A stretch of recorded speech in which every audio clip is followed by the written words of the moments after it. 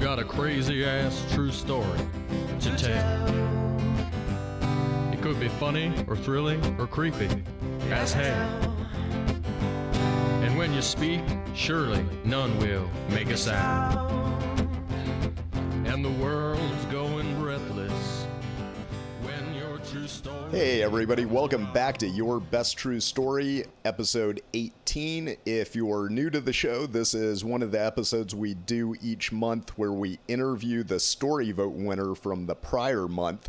And June's winner was Rob Kidston, who is an underwater photographer. He called in a great story about a close encounter with a blue-ringed octopus, and he has actually won for the second time now. So we're excited to have Rob back on the show to talk a little bit about his underwater explorations. And just a reminder to you that you can actually call in your own story through very quickly, easily through the show notes. There's a link to our SpeakPipe page.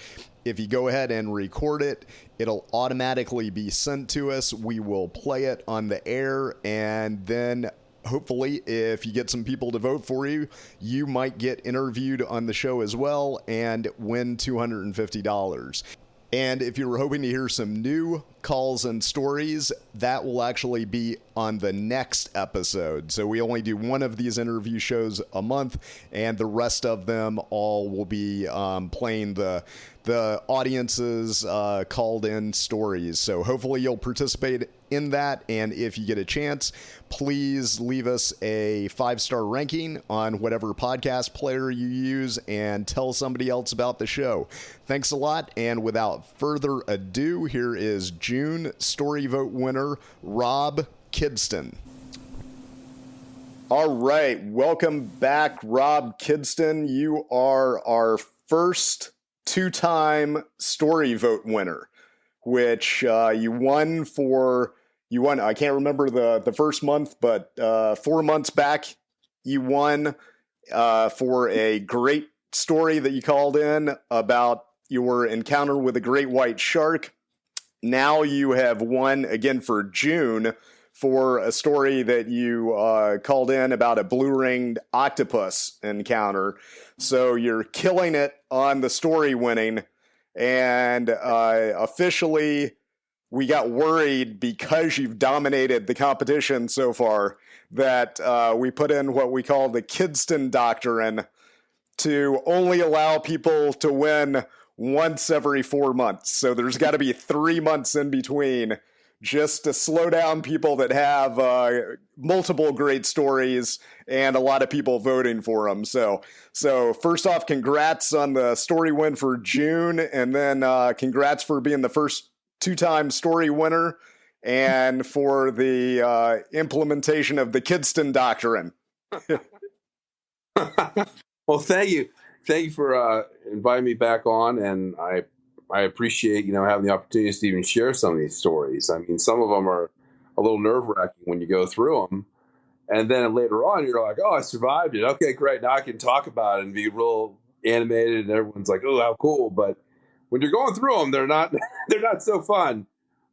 But for sure, I mean, it totally makes sense. You want to have as many diverse stories as possible and have an opportunity to, in a couple months, maybe share one more. But I appreciate you bringing me back on. We definitely appreciate you participating in the show. And that was also, I mentioned to you and just forward you a copy of it right before we jumped on this call, a video that we've made about your first story that you called in, the shark story, that we turned into a video using your audio and then the power of artificial intelligence to both do the images for it as well as to actually animate you speaking where it looks like you're telling the story on the video.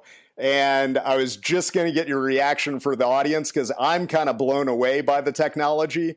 And what did you think seeing yourself talking in the video without that video ever being recorded? That was done, and just so you know, that was done off of taking the photo of yours off of Facebook and putting it in the AI program, and it animated your speaking to that photo. It was unbelievable. I loved it. I love watching it, and I'm just like, holy cow, how'd you put this together? I'm like, it looked like I was actually talking the whole time. I was like in the water and had all my scuba gear on, and you were able to get that really to sync up real well with my voice. That was it's great. Nuts how quick things are advancing like that I don't think people get overall, like how powerful and how much this is going to change everything. Because like I watched it several times once it was done, just going like, my God, this is like too good. This really good. Yeah, it was really good. And just because I thought you would be laid back enough and cool enough with it, yours was actually the first one that I did, because I was like, oh, I'll get Rob's take on it and see if it freaks him out or yeah. So. I thought it was fantastic. I love the implications of what could be done with that technology going forward, though, with people. It's like, I keep on telling people, you're not going to be able to believe like any video you see anymore, or like it's just because it's too easy to fake it. I think it's going to make a great YouTube channel. I'm excited for that, because I think the visuals with people's stories, when you're talking about people calling in like a few minute long story, lots of times they tell it well, but the visuals that can go with it, I think, really bring it to life. And then this is my game plan for the channel going forward, is not only will you call in your story, but ideally there'll be, once the AI program is refined to be able to do it with minimal input for me, then imagine if you call in your story knowing that it's going to be changed into that type of video, like within 24, 48 hours. So if you've got a great story about like fighting an orca, you call it in, and that's going to be up on YouTube in 48 hours with you in that scene. It looked like you put a ton of time into it, and I was like, it really drew me in. I was really intrigued right off the bat. I'm like, holy cow, the way you pull that all together. I mean, taking that story and then making it animated and make it sound like I'm talking the whole time, and it was well done. I really liked it. Nice. Well, glad you're excited. That gets it off to a good start, and we should have that launched right towards the end of the month, beginning of next month. And then it is a little bit time consuming to do the videos right now, but that'll be getting quicker, I believe. But like the goal is to have everybody, any story that's played on the audio podcast will be up there on the YouTube page. So I'll draw people in just to listen, just to see them, how it plays out the story. Yep. From a video perspective. Yep, absolutely. And so what I forgot, I always like to ask now to start off with the $250 prize money from June. Have you found anything good to spend it on? I'm saving it. I'm trying to get a new camera, and when you get a new camera, it's always like there's always something new coming out, and you want to be like, well, let's be smart about this. So you don't have to get the absolute best camera. Yep. But you get something, maybe some lenses or something like that. So I'm keeping my eyeballs on some things. Because like what happens is you get your unbelievable camera, and then the second version of it comes out, and then you're able to get a little more bang for your buck. So I'm kind of waiting a little bit.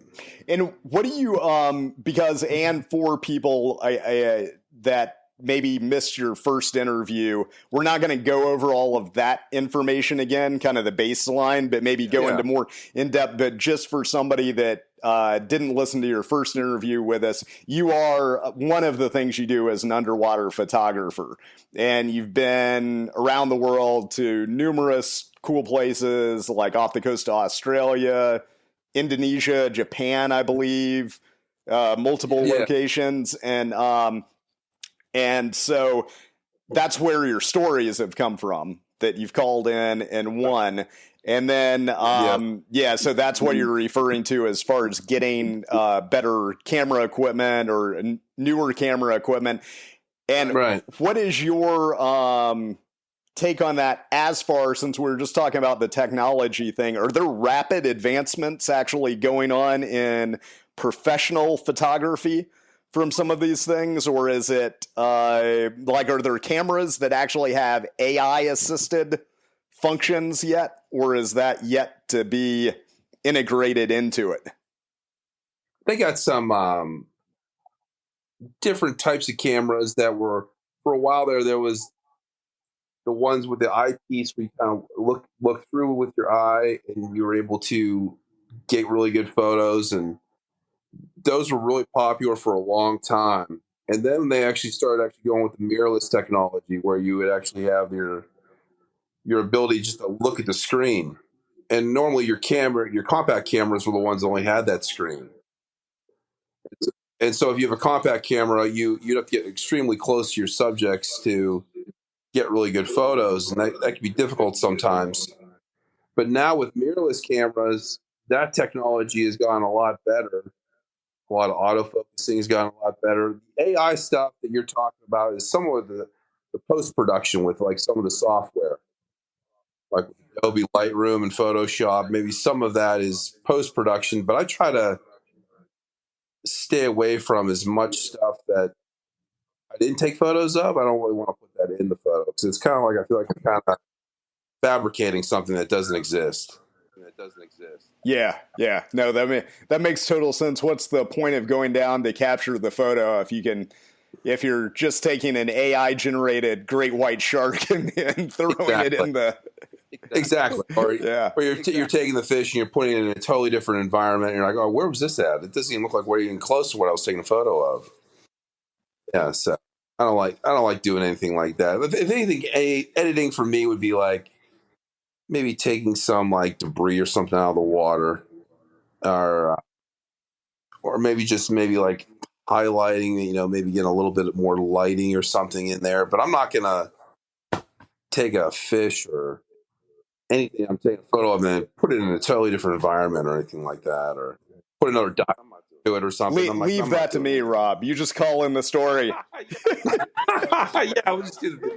You can do that with the video. That's what on that video, some of the images it generated of the great whites actually scared me a little, because they look so damn intimidating. Well, I thought it was pretty cool the way you did it, like where I'm like talking a little bit and I'm like, oh, there I am. And then you would see like the story still going and you got like this animated shark, and I'm like, man, this is pretty good. Like it really drew you in. Like, of course you're biased because it's your own story, but I think anyone that does a story that calls in, they're going to be drawn in to actually watch those YouTube channels, because they're going to be like, man, I want to do that again just to see that video. Yeah, and that is, and they will be getting, because yours was literally the first one we did, and so I expect they'll be getting better and better in quality. So yeah, but you'll get more stories just for that. Yep, hopefully so. And then let's talk a minute about your couple of stories that you've called in. That the one we're referring to was your great white shark encounter, which was a great story.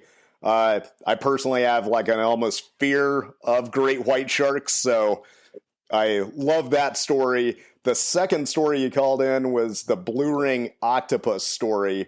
Okay. Yeah, you and a diving buddy. Well, basically, he thought he had gotten stung or bitten by the blue ring octopus, right? And so, which is fairly deadly. And then if you can imagine being in that scenario for anyone listening, under the water, and it's so small, he couldn't be sure if he had gotten bitten or not, right? Yeah, it's like a painless bite. So if they bite you, sometimes you're not going to feel it, number one.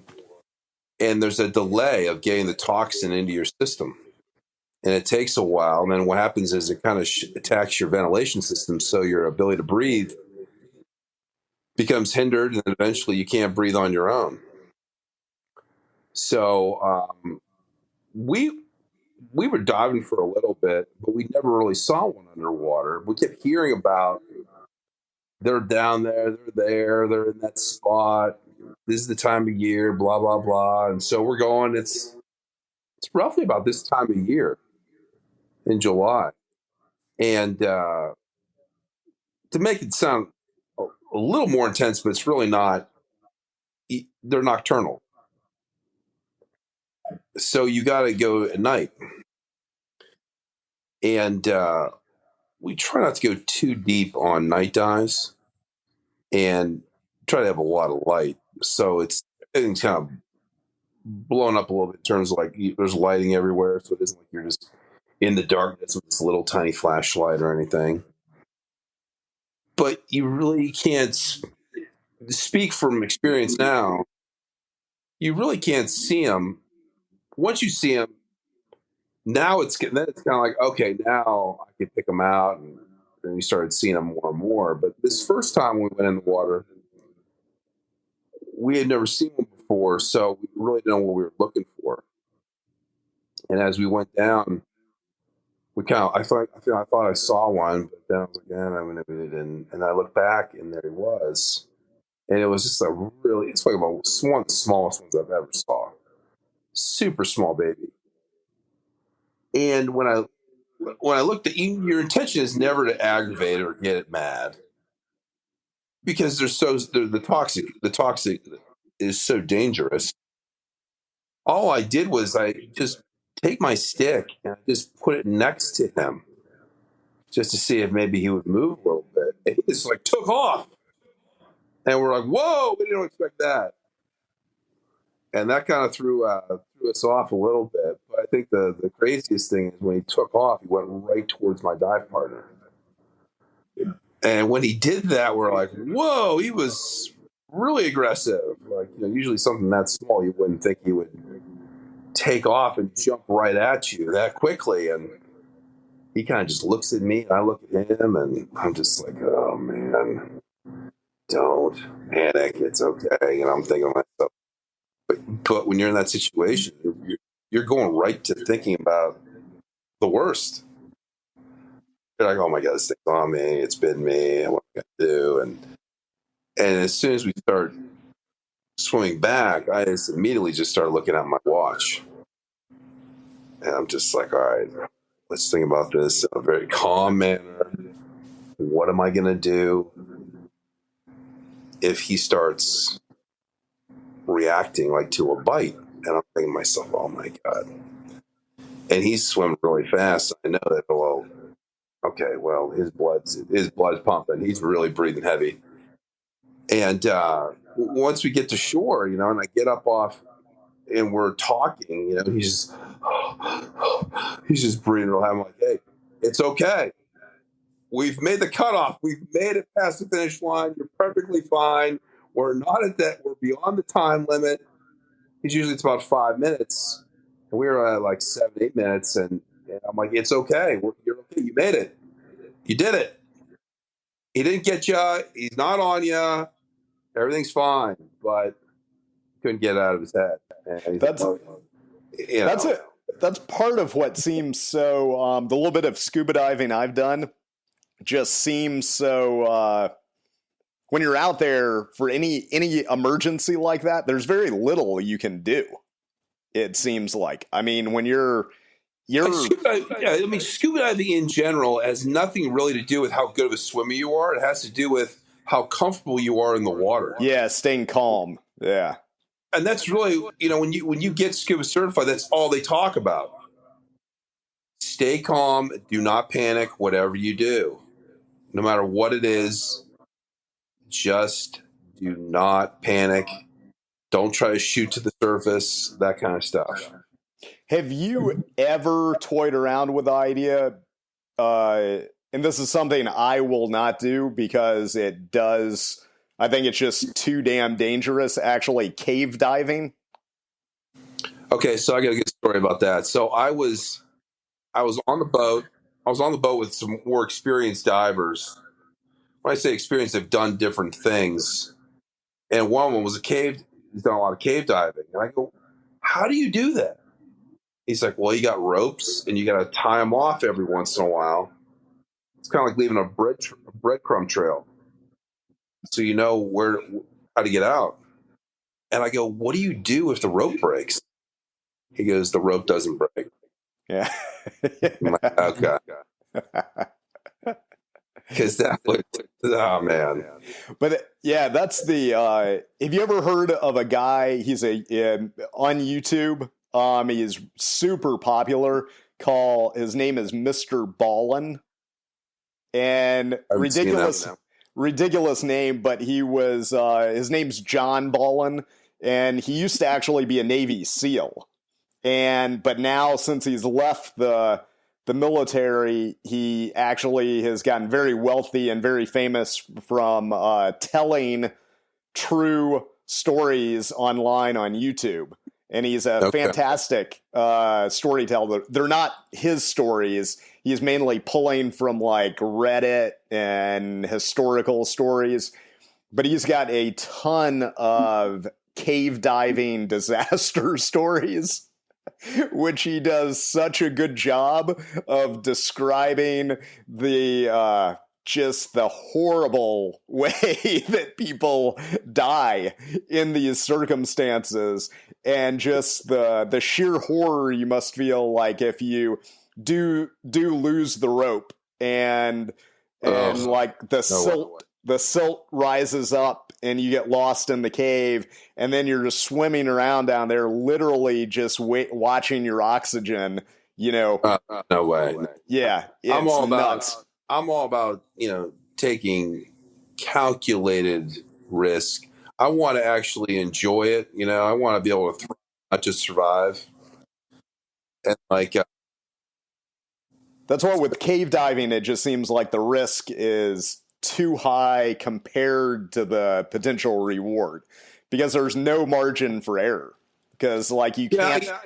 I guess everyone's got like a personal thing, like, why would you want to go in the water with blue ring octopus, or why would you want to get in the water in a cage with great whites? But like for me, it's kind of like okay, it isn't like some rusty cage, broken cables, or like I'm going around with my bare hands trying to grab blue ring octopus or anything. I mean, you've seen some of those crazy pictures where people are holding blue ring octopus, like, look what I found in the water. It's like, what?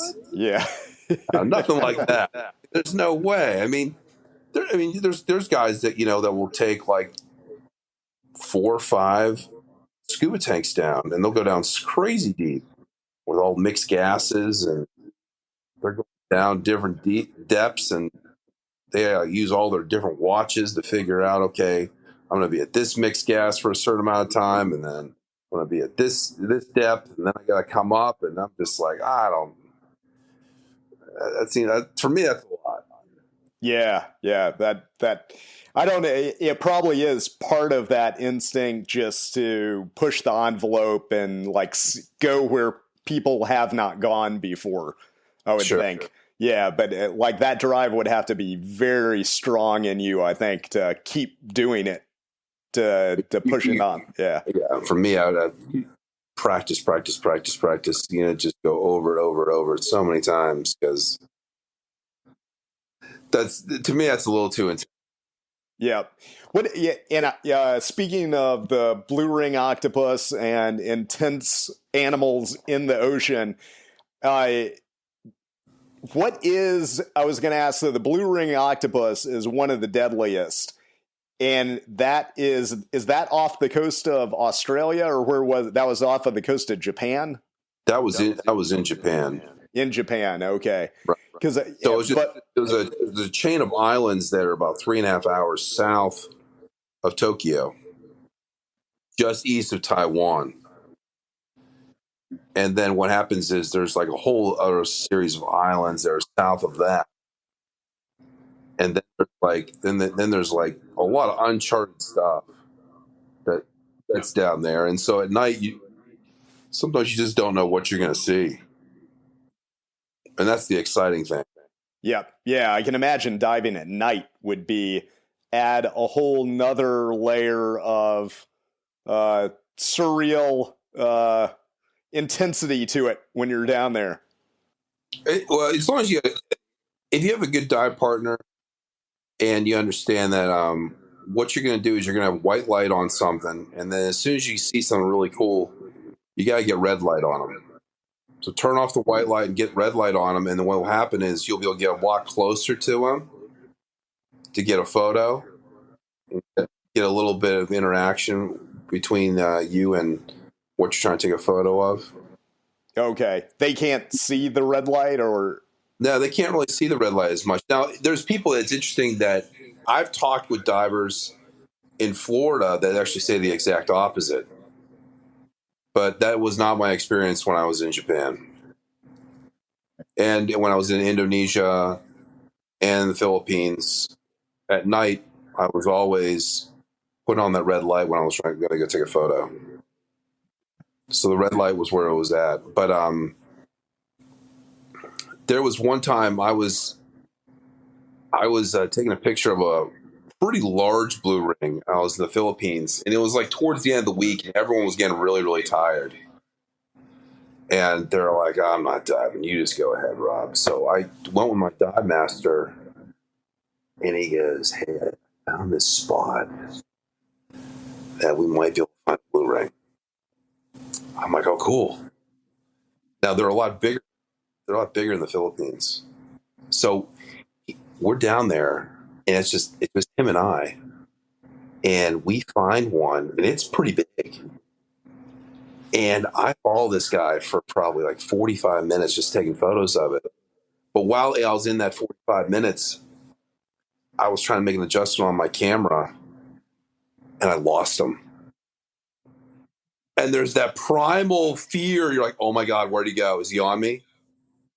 Is he crawling on me? And I like tap on my tank, and I get the dive master to come over. I'm like, come here. Like, help me find him. And we found him. He was like underneath a rock. We're like, oh, thank God. But it's that primal fear. You're like, oh my God, where'd he go? Yeah. It's great. Yeah. That's the weird thing about like being underwater, I think, is it's such as a human, there's such an instinct that primal fear is so ready to be triggered because that's not your element. No matter how comfortable you are in the water, you know that you're not naturally, you can't outrun whatever is naturally in there.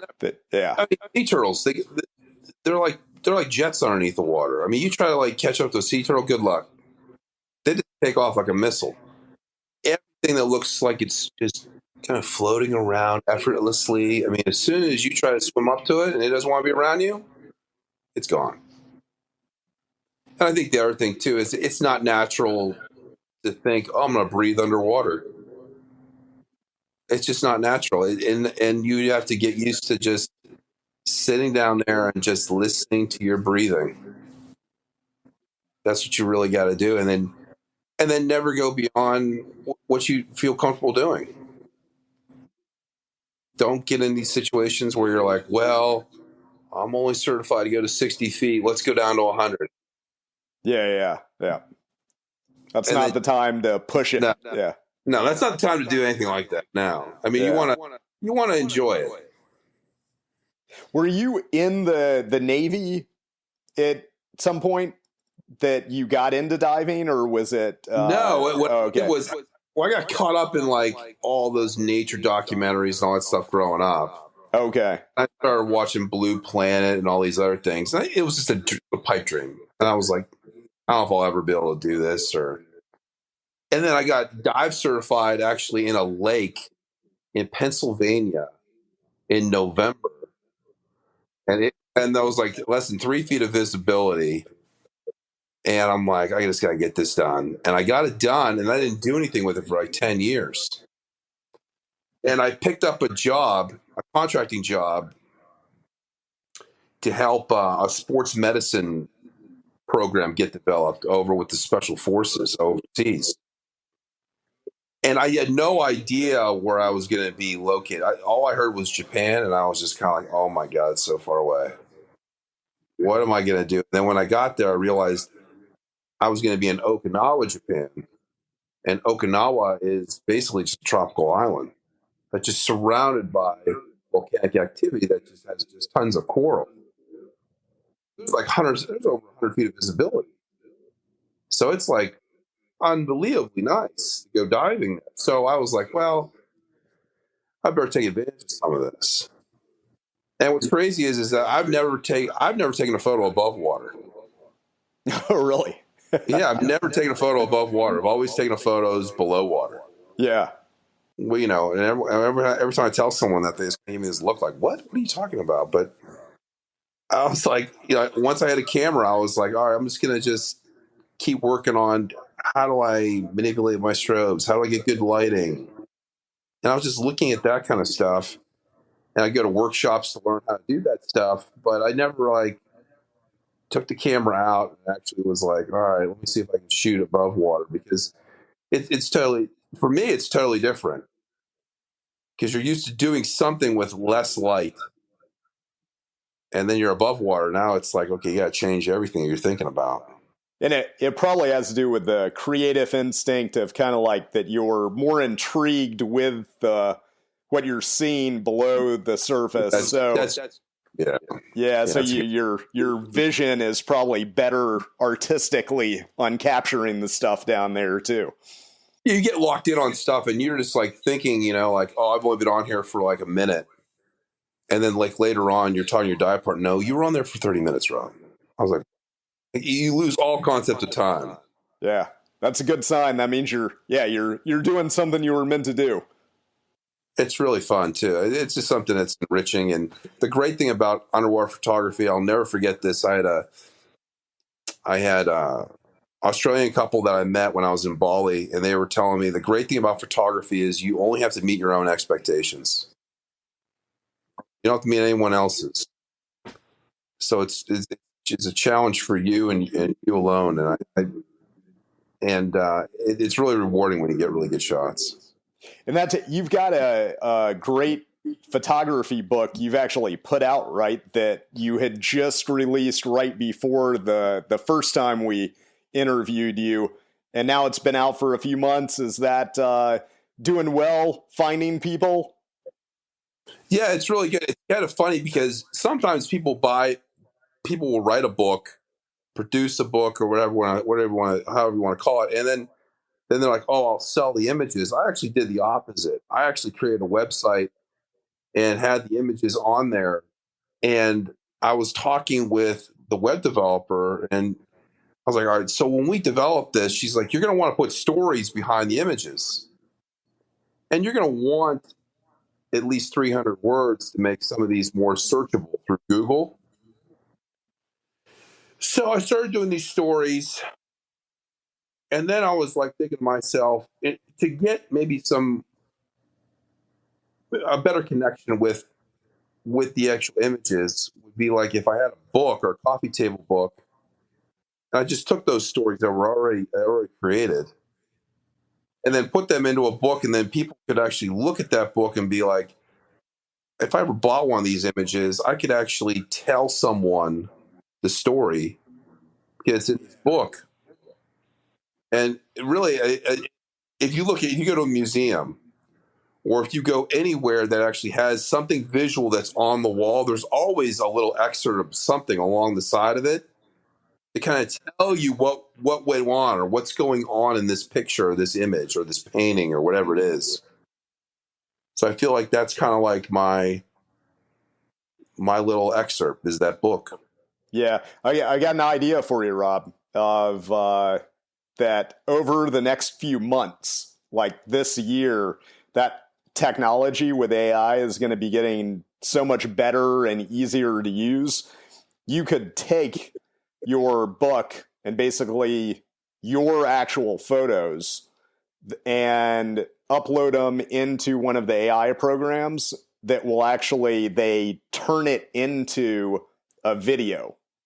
Your sort of like the animation we did with your picture of you speaking, it would be like that with your photo, where you could basically tell the story on your YouTube page, but that single photo could be animated into longer stretches where, I mean, you'd obviously want to say, like, here's the original photo and everything, but just potentially to drive, like, more interest in it, even, it would, like, be the photo, your photograph coming to life, kind of. I didn't even know that was even possible. Yep. They can do it now for, like, 3 seconds or so, but it's pretty wonky, like in the way that it'll sometimes, like, it won't keep the images together, or the AI will make, like, if you had a picture of an octopus, make it do something very weird. Yeah. It doesn't seem, but all of that's rapidly improving. So I would expect by the end of the year, you'll probably be able to take that, each one of your photos and put it in and, like, make it look like a 30-second video of that octopus doing in the same scene, very octopus-like things. That would be pretty cool. Yeah, just to, on your own YouTube page, just to kind of drive engagement to it and everything, potentially. Yeah, that would be pretty wild. Yeah. Yep. Yeah, I thought about just showing pictures or showing, like, an image or opening the book and then just start talking about the story, or just something that was involved with that picture that wasn't even in the book, Yeah. Yeah. Because what I try to do with people with the book is I just open up the page, open up the page, and I'll tell you what happened. Or I'll tell you what's going on, when we were trying to get that photo. Yeah.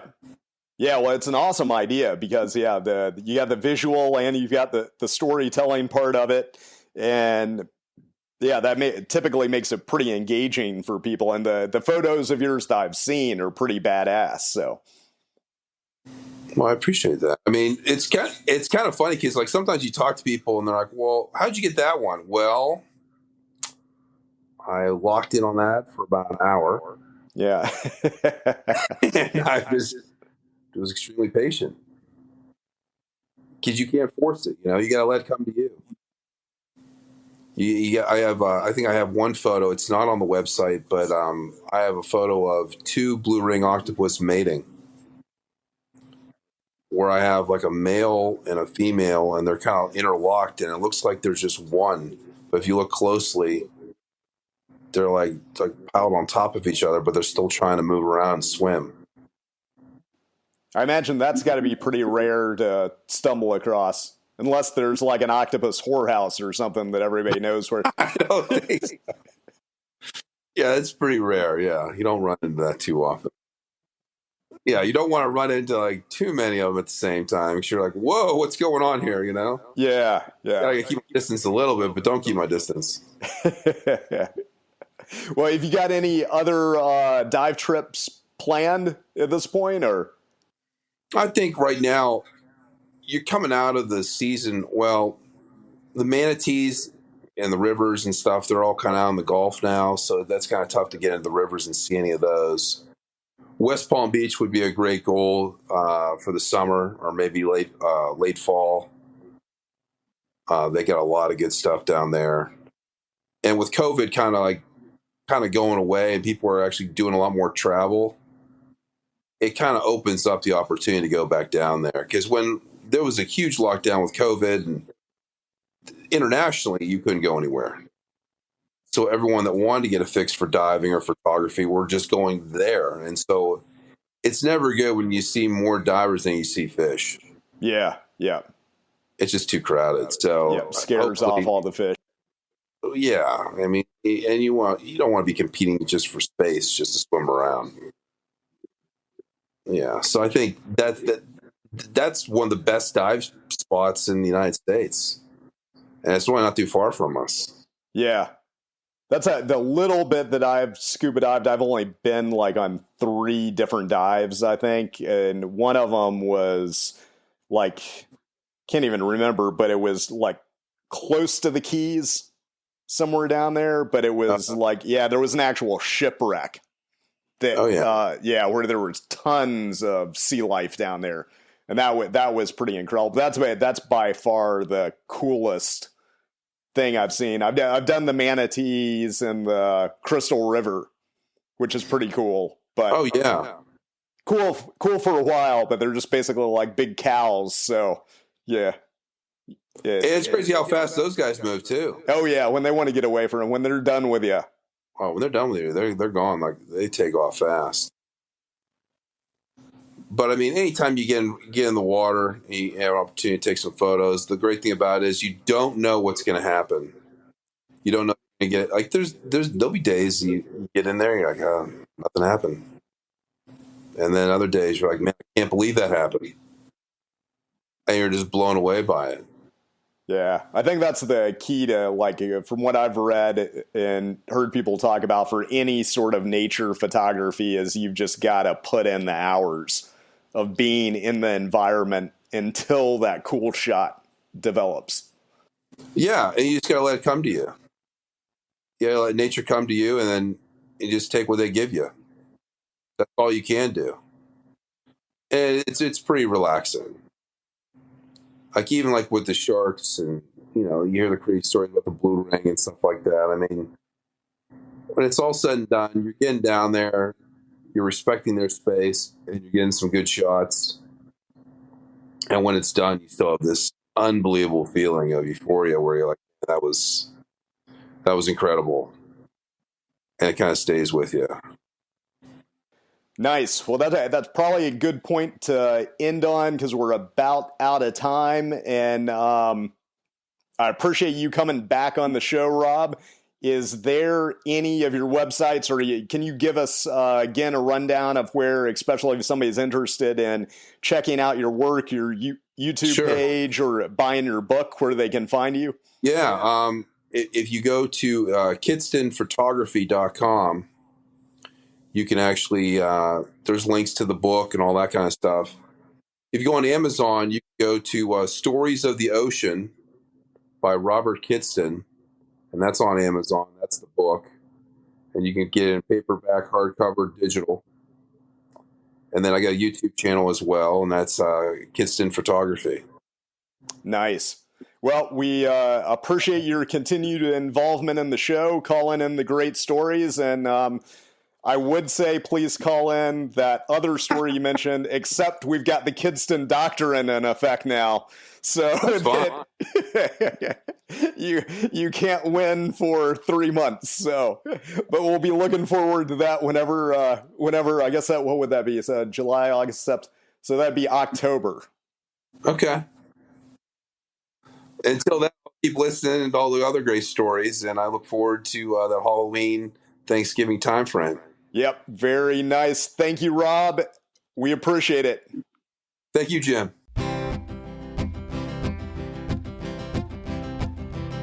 You got a crazy-ass true story to tell.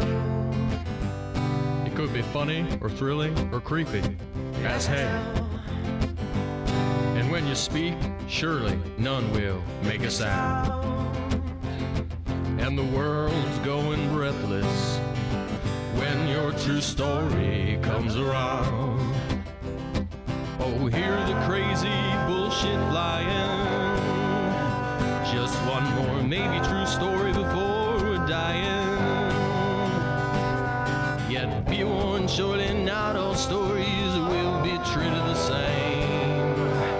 So don't blame us if your tale about grandma's cookies is lame. The only way to ensure you could possibly win a buck is to make sure that story of yours don't suck. So instead of yawns, go ahead and tell us how that Bigfoot or werewolf drowned, and then hear the world go breathless when your true story comes around. You'll hear the crazy bullshit flying. Just one more maybe true story before we're dying. Yet be warned, surely not all stories will be treated the same. So don't blame us if your tale about your grandma's cookies is lame.